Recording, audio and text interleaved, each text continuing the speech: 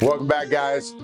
Glad to be here for more wisdom and wealth. I got Edgar Jones, the man. He's former NFL linebacker, was with Baltimore, Cleveland. Who else? Dallas. That's right, Dallas. And Kansas City. Mm-hmm. How many years overall? 7. 7 years. So he beat me by 1. Also played tight end. Tight end too? Tight end 1 year. That was a story in itself. Dude could probably jump like no big deal either. But awesome guy. And so I gotta open up with telling this story. Okay. So Edgar and I, we both play ball, but we kept a couple people were bringing up each other's names to each other, and so it was kind of like it was becoming this repetitive deal. But we see each other at this NFL business event that our buddy Andy puts on, and which is really good. It's there to help equip guys who are either going into becoming a business owner or help equip or help them give tools to while they're in a business right now. And really neat. But we see each other at this thing. And what was funny is like I pull out of this event. We're all done. We're pull out of this event, and right in front of the parking garage, my truck transmission completely goes out on me and dies. Super hot. And I'm parked outside of this place, and I have all these people running by me, and they're all kind of throwing hands up a little bit, and I'm like, I'm sorry, I'm sorry, in the way. And I'm like, a lot of cars, and the one guy, that's this one person that stops, and it's this Ram truck that comes up right behind me. I'm like, oh geez, and you pop out. The one, I mean, like one guy to check on me, and was like, dude, I live down the street. I'm going to get my kids right now, exchange numbers. You're like, call me, text me if you need a hand, because I'm right here. And I'm like, and I laugh because now I was able to limp the truck home, and it stalled again in my town. And again, people are like throwing me the finger and stuff. But I'm like, how is this possible right now? But twice when I get stuck, I had one person stop. And I mean, just to check, and that was you. And so I think that says a lot, especially in our conversations. We talk about character over charisma. It says a lot about somebody who's willing to just take the time to stop and make sure somebody's okay. When it's so easy to go the other way. And so I'm like, and then of course we got talking, and you're just somebody who obviously demonstrates that character. And so I'm appreciative of you, and I'm just thankful for you coming on today, man. It's my pleasure. Thank you. Thank you for having me. Man, I give what I wish I would have had. You know, I think about it in life, there's been times where I wish someone would have stopped for me. And having that feeling and what I felt, now as I move throughout life, giving people some of the things I wish I would have had. So it's simply seeing you and saying, no, let me lend out a hand. Well, I'll take it. You need a hand. I needed it. You need a hand, you know. And all it takes is one. Isn't that something like all in life, all it takes is just one person to change your day, or that one opportunity, that one individual that comes to you and gives you that one thing that you've been looking for. All it takes is one. Well, you stood out big time. And that was, so, and I came home, that was the first thing I told Megan, my wife. I'm like, one guy. And then we go to church, and Tom Telesco, the guy, brings up your name, and I'm like, what the heck is happening? And it just kept happening so many times, back and forth between you and I connecting. Just crazy. Well, look, I want to share a little bit of your story. Tell me, if you don't mind, like, give me a cap, like coming up, where you're at today, where you're at now. I know you're doing the Maxwell Coach, which is awesome, because I'm a huge John Maxwell fan. Huge. But give me a little bit, if you don't mind, of just of what life was coming up, where you are today, your family, and what's going on. I'll start from where I'm from, Rayville, Louisiana. Population is 3 chickens and 1 egg. Hunting, fishing, driving tractors, and baling hay. And we just got a Walmart a couple of years ago, and it's a big deal. It's a big deal. So I grew up very blue collar. You work for everything. People in my town, that's how they operated. You know, they went to work, they took care of family, and they enjoyed the wildlife, and they went to church on Sundays. That's what I experienced. Was fortunate enough to go to Southeast Missouri State, got one scholarship to play at Southeast Missouri State in Cape Girardeau, Missouri. Played there 4 years, and then I went to the Baltimore Ravens off a $250 signing bonus. 250? $250, Cory, not $250,000. $12, $20 bills and a $10. I didn't even know that was a thing. It's a thing. And get this, they gave you number 64 as an outside linebacker. Horrible number. You have no chance. You have no chance. So I was fortunate enough to be with the Ravens for a long period of time, 5 years. So I got a chance to see great leadership, great mentors, just great people to care for you, not just you being the player, but the human side of the human element. And then I went to the Chiefs right after that. Then I went to the Dallas Cowboys. And when I got to the Cowboys, I knew it was time. When you know, you know. Okay. You know, I always heard my grandfather say that to me, like, well, you know, son. I'm like, what does that mean? But at that moment, I don't know. You'll know. You know. But then at that moment in time when I got to Dallas, there was things that was leading up to Dallas that when I finally arrived, I knew it was time. So my agent called me. The Saints were bringing me in for a workout in the offseason. After the workout, he was like, hey, I think the Saints are going to sign you. I'm like, I'm done. He's like, what do you mean? I'm like, I'm D-O-N-E, done. Done. D-U-N, done. Done. Go back to my redneck roots. Done. He's like, I need for you to think about it. I'm like, I've been thoughtful about this for quite some time. You know, and it was time for me to pull away. So stayed out here, retired out here. Me and my family. Bride, we've been married for 7 years, been knowing each other for 12, 3 children, 16-year-old daughter, 5-year-old son, and a 1-year-old daughter as well. And then I got 2 dogs in the house, so my house is organized chaos. For real. But since that time, launched my company in 2018, Illuminated in Thought. So speaking and coaching, professional speaking and doing executive leadership, life coaching.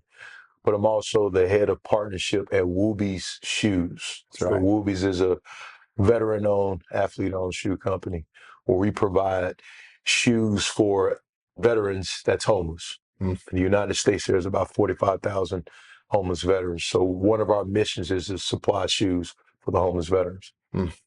That's awesome. Yeah. I appreciate that. Okay. Well, talk about that. Talk about the exit.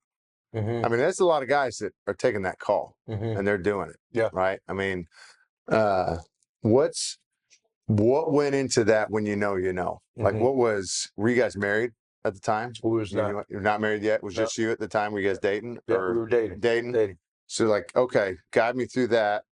Was she a part of the decision-making process? Was she like, where were in your head to know? Yeah. I'm done. Yeah. What came to that? Do a lot of time first with myself, spending time with myself and being able to look at myself. I want to be specific about that. Being able to just study myself on the film. I came in $250, blue collar, fighting for everything. So when I would watch myself on the film, that guy that got me in, he was no longer out there on the field. There was something changing in how I performed and how I was playing. And I'm big on, you don't disrespect your craft. Yeah. Show up and give all you can. And when I saw that, that was my first indicator that it was time for me to pull away. And then through that, I just started to talk to people in my circle, just seeking counsel. Okay. The Bible talks a lot about seeking counsel. And I was having conversations with former players that had got out and even players that were older, asking them certain questions. And then also from that, my wife played a part because she's a counselor. She's in the psychology space. So we talked a lot about the brain, getting a better understanding of the body. So me getting that information, that started to, make me turn the shoulder a little way as far as saying, I think this is about time. So there was a lot of things that led up to it that played a big, big, big part in it. That's good. I mean, that's a lot of self-awareness, especially at that age. Right. I mean, I didn't have that. I think my ego was still playing in. Yeah. I didn't want that was happening where I was like I was letting the politics of the game get to me. I had my feet were in quicksand, playing in cement a lot of times we called it. And so I was getting beat, especially in that last year I was playing. But I was so stubborn in my own place, I think, that I couldn't recognize. One, to release, to be able to play better, or two, that exit was potentially happening. Yeah, that exit was potentially happening. It was, but there was also things that when I looked back on it, I wish I would have explored a little bit more as far as being more specific with my questions, like the quality of the questions when I was talking to men that had already traveled those waters, when they got out, being more specific on like, hey, explain this process to me. Tell me more of some of the things I may encounter and the things I may experience as I wouldn't call it a transition. I would call it a transformation. Okay. I mean, transition is me leaving this table, this stool right now, walking over to that desk. Transformation is you're tearing everything down. Mm. And then you're also looking at your identity. You're also looking at grief, because there's a grieving process. Yeah. It's like a relationship. Relationship-wise, football was a girl we were dating. Yeah. For quite real. some time. Then there's a separation. So anytime there's a separation, there's a grieving process that you have to go through as well. Your identity is wrapped up in that game. You know, there's so many other factors that played a big part that there was no one, or I would say I didn't take the time to ask the questions of like, tell me some of the things that you were experiencing as far as to those men that were placed in my life. So what, talk about that. Was there something specific that you did take out? Like, this definitely helped me from, now being more specific, but just break that down a little more. So something that may have helped you, but how could you have been more specific? How could I have been more specific of what? Of the questions that you're asking. By just taking the time to think about exactly what it is I wanted to ask him, by being more specific and being simple. Like, hey, when you retired, tell me about some of the things you experienced. Being more specific in that way. Okay. So I asking could them. Okay. asking them, so I could know somewhat of what was going to lead up to and what was going to happen and what I would experience, you know, when I got out of the game. So talk about that. Like, what was, because when I was coming out, I had my fiance, who's my wife now. And so talk about coming through that. Like, was there lows? Was there a low there in that transformation, or like what, and how did you come out of that? Yeah. What was that like? Yeah. Lows. A lot of lows. One of the things I wish someone would have talked to me about, or I would have asked the question, or now that I think about that, I give advice to players is make sure you get into a routine. Yeah. An idle mind is a devil's playground. No. So one of the mistakes I made was just a lot of sitting. Right? Like, now I'm sitting and I'm looking at regret. I'm thinking about, I played 7 years, I didn't get 10 years in. All right, not being appreciated of like the 7 years I got in. Battling with the things I could have done better. There was too much time in isolation where I should have surrounded myself around the people that was reaching out. And there were people that was reaching out. I just would shun them away because I was in my own battles of the things I had going on. One of the things that played a huge, huge factor was when I look back on my career, dude, God kept pulling me. He kept bringing people in my life, whether it was a player or a veteran in the locker room. And even when I was getting ready to retire, I had a cousin that kept reaching out to me about going to the local church. I kept pushing that way. So God was reaching out through people coming to me. And I just kept, I would say, pushing away and rejecting it. Yeah. You know, so me getting back and looking at what does my identity look like through Christ, not through a team, not through a title, but what does my identity look like through Christ, and looking at what does he say about me through God's word. That was extremely important with my foundation and getting me started. And then from there, being able to say, hey, I need help. Yeah. Just taking the help. I think you and I talked about this on our last time we spoke. Exodus 17:8. It's where Moses is on top of the mountain and he climbs to the top of the mountain and he's holding the staff up in his hand because there's this battle that's going on. So it says that as he holds up his hands in the air, they're winning the battle. And if he puts his hands down, they were losing the battle. And it talks about how Aaron and Hur gave Moses a stone to sit on. Moses sat on that stone. Aaron gets on one side and Hurt gets on the other side, and they hold his arms up to help Moses pretty much, win the battle. And there's so much in that passage because Moses had to take the help. Mm. They gave him a stone, but he didn't have to sit on that stone. Yeah. And with him sitting on the stone, he took help from Aaron and Hur. A lot of times people are coming to us to offer help, but we don't even want the help. They're giving us a stone to sit on because we're tired, we're exhausted.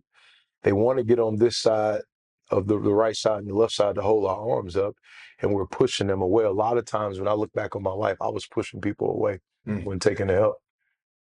But I can feel that. I feel that, especially as a guy. Like, I think a lot of men do that, right? Women usually they pack together and they get in their circles and want to talk things out. Guys, like when we hit hard times, we got to figure it out, and it's good inherently, but like the way we do it, I don't think is the best, right? Because a lot of times we're like, I got to do it all myself, which it's part of me respects because there's not enough guys that take responsibility on their own shoulders to handle something, but they're also they don't understand what's available, right? And so one of the when you said being by yourself, you're reminding me of, I heard this was the Dave Ramsey thing. He was like, what happens to still water? You see a pond, It's horrible.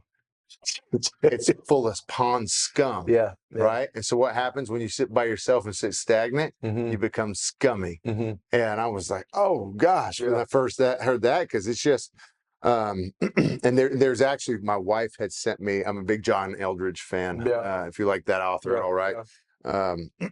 And Wild at Heart is one of the two books I've read three times. And my wife was reading John and his wife co-wrote a book for women, and I'm trying to remember the name of it, but she sent me a snapshot, but it was talking about women and men, and it was talking about how, like, all right, why are women beautiful? Well, why are women painted over and over and over and over again in time versus men? Well, men look completely ridiculous half naked under a sheet of, under a bed sheet. And he goes, but the visual of a man laying down is opposite of what God created him to do. And really, it was a man in action is communication that God is in action, right? Like when a man is working out there getting things done, it's communication that, like, he is for you. And he is fighting for you. And so that's communication representation of God is fighting for you versus a man who's on the couch stagnant all day long. Is why it's so frustrating. You want to yell at him to get up and work, because a man who does that is communicating he's not for you. And that's a heavy place to be, especially when you think of like a wife who has a guy sitting like that. And especially like us as former players, that transition out where guys do get stagnant. And so I remember reading that like, oh gosh, I got to get back to work. You got to get back to work too, right? And that's such great points that you're pointing out. The one thing you can control is your focus. And when I look at that time of me being stagnant and in isolation, my focus was a lot on what I was missing, what I didn't have, what I didn't accomplish. And there's different levels to focus. You typically focus on what you have or what you're missing. You typically focus on the past, the present, or the future. And you typically focus on what it is, those two levels of focus. And if I'm focusing on what I'm missing, if I'm focusing in on the past, then I'm probably going to be angry, sad, or depressed. And I was focusing on what I was missing and not what I had accomplished. I kept focusing in on the past and everything that took place rather than focusing in on the present and all the great things that was happening around me. Really, what I was missing was a state of gratitude. It's hard to have gratitude and be angry at the same time. It's like gratitude or anger, right? So having gratitude about the things I did accomplish, the things I did do, coming from a town of 3 chickens and 1 egg, right? Getting a scholarship, getting my degree, so many things that I wasn't in a place of appreciation for. It's that was something we went over in our team meeting this morning. Mm-hmm. Like we're recording now, right on the heels of an assassination attempt. Yeah. And it was like we all have these battles going on in our life, and but like there's always somebody worse off than us. Mm-hmm. And I think that's understanding your place and where you're at. Like we could have it way worse. Yeah. Like nobody's trying to shoot me right now. Yeah. I'm like, thank God, right? And so like, the little issues that I have, I'm like, I'm coming back to this place of like, whoa. I'm not like the center of the universe right now. And I think that's a huge place that we got to come to realize that what is that setting the stage for being able to receive, right? I'm like giving something away means I got more hands to hold something else. And it's not all for you. Yeah. It's not all for you. I was 2 weeks ago, me and the family flew back on a trip, and I was waiting for the luggage to come in on the belt. All right.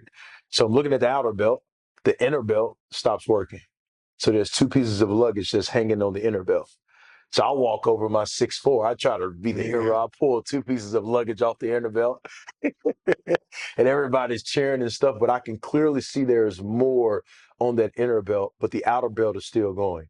So I go over to one of the staff members and I say, hey, excuse me, can we get someone to turn on that inner belt to push all that luggage out? A couple minutes later, someone turns on the belt and everybody's back cheering. I get my luggage, and as I'm sitting there thinking, there's things inside of us that only we can bring out.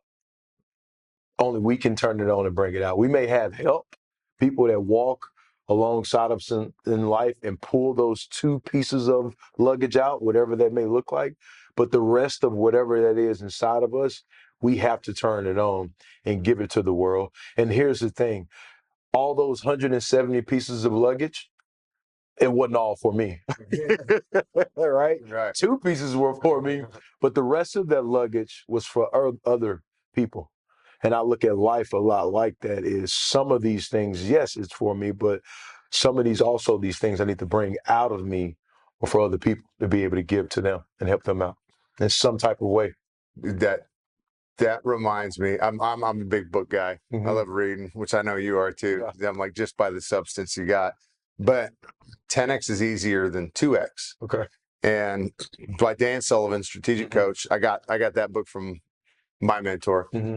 And the premise, as it talks about, and this is actually a Jim Rohn thing too, is like, okay, a lot of people can double their business or double themselves or double something in the next year, but how would you 10x that thing? And it's hyper focusing the few things that it would take to actually get that 10x, right? But if like I can give all day long, and that would be great. And a lot of people do. And they give from end up giving from an empty vessel a lot of times, right? But if I were to develop myself 10 times the person that I am right now, how much more do I have to give away? And it's like just what you're talking about. It's like I take all these 170 pieces of luggage. Maybe 2 are meant for me, but I'm handling or managing all of them in order to hand them off. And be like, well, you're the access guy.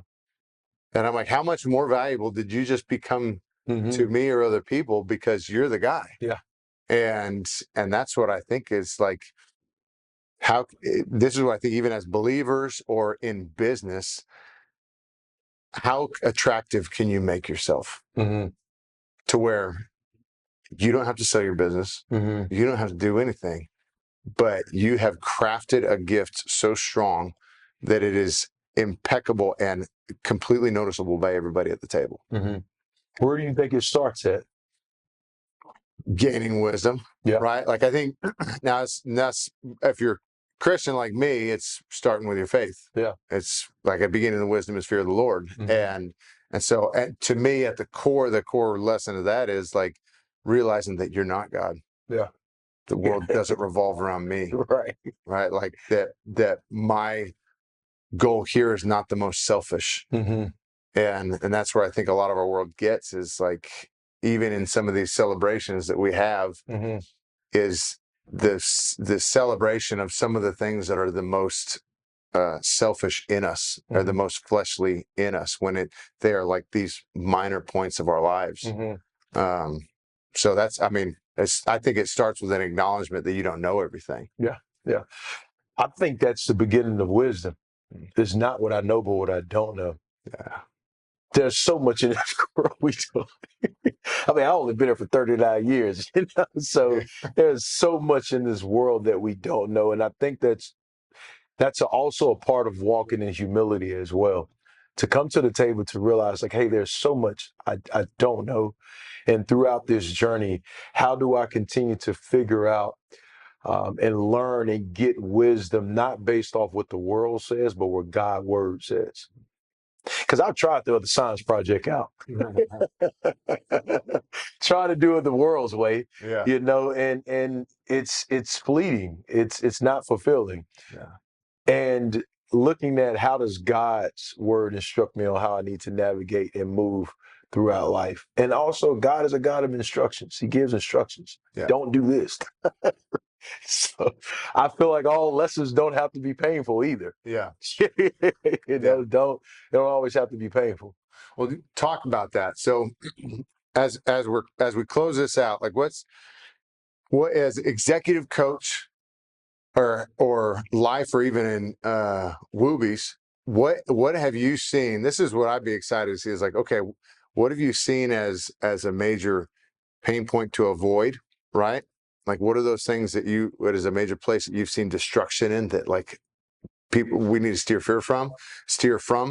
And what is a place, like, because we all have P&Ls, we got balance sheets, we got to hit numbers, we got goals, we got bosses.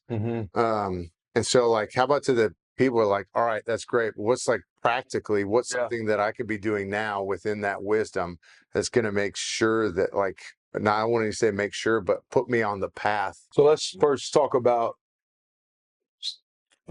you as an individual, and then we'll get to steer away from and steer to. Okay. I think the first things first is, as an individual, I have to constantly ask myself this question as a coach, as a speaker in life, is what's my location? You think about a cell phone. If I send an address to your phone right now, before you start to get directions, the very thing the phone has to do is it has to pick up your location. Well, what does that mean? There's certain places we want to travel in life. There's certain things we want to do. And one of the important things is, what's my location? My location is, what's some things I'm doing well in my life right now? What's some things I'm struggling at? What's some things that I'm doing well that I can go teach someone on how to do? Because if leadership is just built around you, then what happens if you step away one day? I need to be building other people around me. So what's your current location? What am I doing well? What do I struggle at? What's some things I need some help on? Sometimes that's tough. That can be painful. That's very painful. There's a lot of looking in the mirror when it comes to that. The second thing is, I would say, steer away from people that disobey the message they speak. You think about it from a sports side of it, we can look at individuals all day as far as the plays they ran, but really what it boiled down to, what did they do? Like, what exactly did they do? So if you're dealing with someone, their message says one thing, but their actions say something different, then I need to steer away from that. Steer to is people that live the message they speak and talk about. If anything, you're showing me you're honest with your life. Right. Yeah. Right. And then I can make my assessment based off of that. But steering to people that live the message they speak, and they're not doing it for the real. They just do it because that's naturally who they are. And they're looking, and they align with you and your values and the things you live in your life. That's good. Tony Robbins talks about this in his Mastering Influences, your congruency. People can pick up whether you're not aligned, right? And that's a big thing. And his Mastering Influence is basically a sales course. But he's like, you want to do something well, you got to believe it. Yeah. If you don't honestly believe it, it's going to fall flat, and you're going to suck at it. Yeah, you're going to suck. Yeah. And so I'm not here to suck at anything, I'm like, so, but okay, that's great, man. So what's something you see? I love winning, and I'm like, we're here to win. And I know we got to go through some bad times to get to those wins, but like, what's something that in your clients or your people that you're like, it's a consistent behavior where they're doing what they're doing well? Like, what are something like your top producing people that you're like, this is a no-brainer, this is what they do? Asking questions. They're coming in very curious, saying, I don't know. We talked about that earlier, right? Just saying, hey, I don't know, and asking more questions and being very, very curious and learning more information and letting their team know that they value their opinion, they value their feedback, and value what they have to say. And I think that says a lot about a person that's accomplished a lot from maybe a business side of it, but for them still to walk into a meeting, to walk into a conversation, wanting to get a better understanding out of the people that they walk around, that they work with, for the curiosity side of it. And from there, them living the message they speak. Yeah. Them coming in, and if there's anything they're talking to their team about, they're living the message out as well. You know? I tell you, probably the people that I've been most attracted to has been, they've had the most conviction about things. Yeah. And we were at a deal last week, one of our advisors and me, and the guy leading, it was my first one, it was kind of a networking political type deal. And what I really liked about it was he's like, we're givers. He goes, if all you are is a taker, you're out. Yeah. If you do bad deals, you're out. If you cheat on your wife, you're out. I'm like, that one's kind of jarring, but I was like, I loved it. And he was like, because if you're going to cheat on your wife, you're going to cheat in your deals. Yeah. And I'm like, I hadn't, that's an obvious to me, but it's like just the way he said that, it made me more attracted to that guy. Yeah. Like, I'm like, I like this guy now because he was so out with it, right? But then he started asking everybody questions, and but that was a big deal to me. It was like, all right, I like that. Now you observe him to see if it's true. Yeah. But that's been, I think, some of the best things. And if you talk about that, even the Bible talks about, it's more often than not, they were questions based preaching that went on. Yeah. And a lot of questions. Yeah. A lot of questions. And being able to, when you have a team, being able to appoint leaders in different groups, you not coming in and feeling as if you have to do everything. Yeah. That's a horrible way to operate, because you're going to burn yourself out. It's going to happen. But being able to build leaders in the different groups, that's what the information I think Jethro got from Moses. Okay. You know, when Moses was talking to Jethro about all the things that God was doing in his life, I think it's Exodus 18. So Jethro wanted to see how Moses was basically conducting his leadership and leading the people. Yeah. So all the people are coming to him. He's giving advice. Basically, Jethro was like, you're an idiot. You can't do all this on your own, pretty much. And he was like, so what you need to do is you need to build other leaders inside these different tribes. Let them navigate through the problems. And if it gets so big, then they can bring it to you. And I think there's so much power in that. It's not for you to do it all. So being able to build other people that can do things really, really well and create other leaders underneath you. Man, that's good. Dude, I'm so thankful for you for coming on. Like, this is gold to me. I love this stuff. This is due season, man, for me. So I'm thankful for you. Thank you. Give your wife thanks for letting you come out and be with us today. But I'm excited. Edgar Jones, we got to go check him out. You're going to see all his stuff in the clips. Thanks, Edgar. Appreciate you. Thank you.